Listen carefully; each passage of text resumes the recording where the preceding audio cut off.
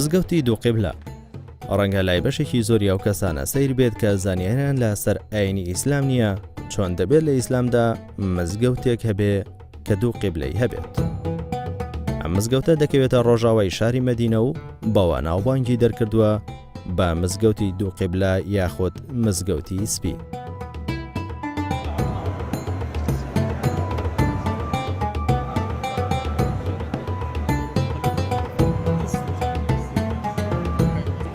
ڕۆژانە بە هەزاران کەس بە مەبەستی بینین و وەرگرتنی زانیاری لەسەر مزگەوتە ساردانی دەکەن. ئەو مزگەوتە بە دوو منارەی گەورەش ناسراوە کە چێوەی هەر منارەیەک لە نێوان 7 بۆ 8 مەترە. هەروەها درێژی هەردووکیان دەگاتە 17 مەتر و دیمەنێکی جوانیان بە مزگەوتەکە داوە. پێشتر ئەم مزگەفتی بەنی سەلەمەیان پێوتووە، بەڵام دوای ئەوەی کە ڕووداوێکی مێژووی ڕوویدا کە قورئانی پیرۆز ئاماژەی پێدەکا ئەوە بوو کە قبلەی ئەم مزگەفتە گۆڕا لە بەیت المەقدیسەوە قبلەی مسلمانان گۆڕدرا لە بۆ بەیت الله الحرام کە خوای گەورە لە قورئانی پیرۆز ئاماژەی پێدەکا لەبەر ئەوەی پێغەمبەری خوا بە دڵی حەزی دەکرد کە قبلەی نوێژکردن لە جاتەوەی ڕوو بکرێتە بەیت المەسجد الأقصى مسلمانان و خۆی ڕوو بکاتە بەیت الله الحرام.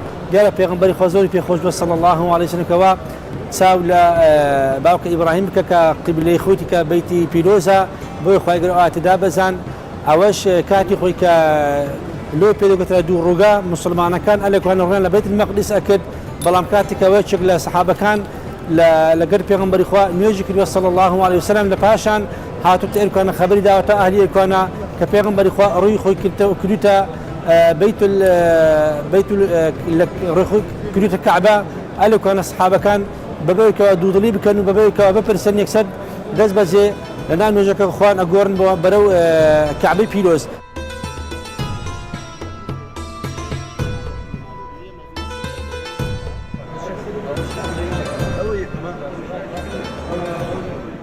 ئێستا هەم مزگەوتە بەیەخ و گرنگی زۆری لای مسلمانان هەیە و ڕۆژ بە ڕۆژ ژمارەیە ئەو کەسانی لە زۆربووندایە کە سەردانی دەکەن.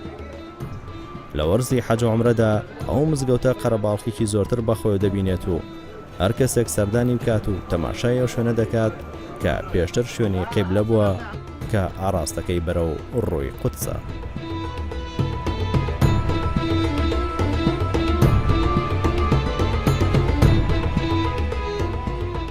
لە نێوترین ئەو پرۆژانەی کە بۆ نۆژەنکردنەوەی مزگەوتەکە کراون لەبەر سەردانکردنی ژمارەیەکی زۆری ئافرەتان شوێنێکی تایبەت بۆ ئافرەتان دروست کراوە، لەگەڵ ئەوەشدا گۆڕانکاری تەواو لە ناوە و دەرەوەی مزگەوتەکە کراوە.